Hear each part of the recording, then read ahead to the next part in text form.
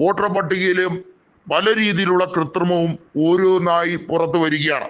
ബീഹാറിലെ പല പ്രാദേശിക ചാനലുകളും ഇതുമായി ബന്ധപ്പെട്ട നിരവധിയായ റിപ്പോർട്ടുകൾ പുറത്തുവിട്ടുകൊണ്ടിരിക്കുമ്പോൾ കേന്ദ്ര കമ്മീഷനെതിരെ സുപ്രീം കോടതിയുടെ നിർണായക നീക്കമാണ് വരുന്നത്.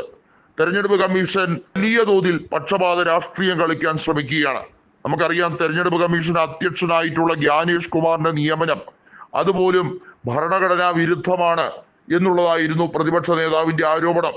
കാരണം അദ്ദേഹത്തിനെ അപ്പോയിന്റ് ചെയ്ത പാനൽ കമ്മിറ്റിയിലെ അംഗങ്ങൾ എന്നത് പ്രധാനമന്ത്രിയും പ്രതിപക്ഷ നേതാവും ആഭ്യന്തരമന്ത്രിയും ചേരുന്ന കമ്മിറ്റിയാണ്.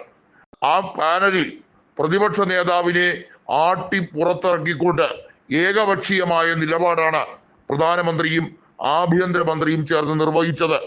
അതിന്റെ ഭാഗമായി ജ്ഞാനേഷ് കുമാർ ഏത് ഭാഗത്തോട്ടാണ് ചരിയാൻ പോകുന്നതെന്ന് സ്വാഭാവികമായും ഏതൊരു വ്യക്തിക്കും അറിയാവുന്നതേ ഉള്ളൂ എന്ന് രാഹുൽ ഗാന്ധി ആരോപിച്ചു. ജ്ഞാനേഷ് കുമാറിനെ മാറ്റണം, തെരഞ്ഞെടുപ്പ് കമ്മീഷനെ പിരിച്ചുവിടേണ്ടതിന്റെ അനിവാര്യത സുപ്രീം കോടതിയിൽ ഹർജിയായി സമർപ്പിച്ചിരിക്കുകയാണ്. മാത്രമല്ല, തെരഞ്ഞെടുപ്പ് നടത്തുന്ന രീതിയിൽ കൃത്യവിലോപം ഉണ്ടാകും.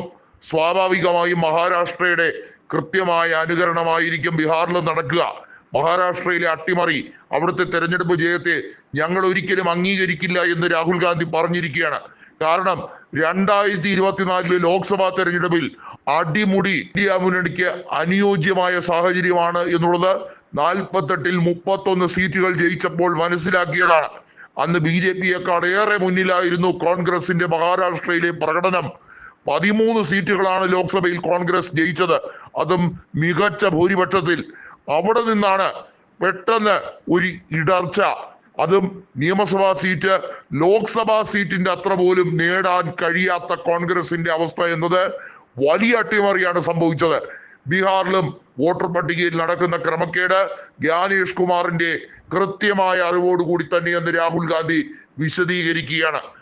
തെരഞ്ഞെടുപ്പിനെ മാറ്റിവെക്കുകയോ തെരഞ്ഞെടുപ്പ് റദ്ദാക്കുകയോ ചെയ്തില്ല എന്നുണ്ടെങ്കിൽ വലിയ ഭവിഷ്യത്തായിരിക്കും നേരിടുക. ഇലക്ഷൻ കമ്മീഷൻ വലിയ തോതിൽ കൃത്രിമത്വത്തിന് കൂട്ടുനിൽക്കുകയാണ്. BJP-യുടെ ഏകപക്ഷീയമായ നിലപാടാണ് ബീഹാറിൽ കണ്ടുകൊണ്ടിരിക്കുന്നത്. അവർക്ക് കേവല ഭൂരിപക്ഷം കിട്ടണം, അവർക്ക് BJP-യുടെ ഒരു മുഖ്യമന്ത്രിയെ ബീഹാറിൽ നിയമിക്കണം. അതിനുവേണ്ടിയുള്ള തരം താഴ്ന്ന രാഷ്ട്രീയ കളിയാണ് ഇപ്പോൾ തലങ്ങും വിലങ്ങുമായി തെരഞ്ഞെടുപ്പ് കമ്മീഷനെ കൂടി വിലയ്ക്ക് വാങ്ങിക്കൊണ്ട്, കൈക്കൂലി കൊടുത്ത് വാങ്ങിക്കൊണ്ട് ഇപ്പോൾ നടത്തുന്നതെന്ന് രാഹുൽ ഗാന്ധി ആരോപിച്ചു കഴിഞ്ഞിരിക്കുകയാണ്. നേരത്തെ രാജീവ് കുമാർ ആയിരുന്നപ്പോൾ വലിയ തോതിൽ കൈക്കൂലി രാജീവ് കുമാറിന് നൽകിയിട്ടുണ്ടായിരുന്നു എന്ന് തന്നെ ഞങ്ങൾക്ക് ബോധ്യമുണ്ട് എന്നാണ് പ്രതിപക്ഷം പറഞ്ഞത്. ഇപ്പോഴത്തെ ജ്ഞാനേഷ് കുമാറിന്റെ കാര്യത്തിലും ഈ വ്യക്തിയെ ചോദ്യം ചെയ്യണം, അറസ്റ്റ് ചെയ്യുകയും വ്യക്തമായ അന്വേഷണം നടത്തുകയും ചെയ്താൽ മാത്രമേ കൂടുതൽ കള്ളക്കളികൾ പുറത്തു വരികയുള്ളൂ. തെരഞ്ഞെടുപ്പ് കമ്മീഷന്റെ സുതാര്യതയെക്കുറിച്ച് തുടക്കം മുതൽ തന്നെ വലിയ ആരോപണങ്ങളായിരുന്നു നേരിട്ടിരുന്നത്. ബീഹാർ തെരഞ്ഞെടുപ്പ് വലിയ തോതിൽ ഒരു മാച്ച് ഫിക്സിംഗ് ആണ് എന്നുള്ളത് രാഹുൽ ഗാന്ധി പറഞ്ഞു വെച്ചിരിക്കുകയാണ്.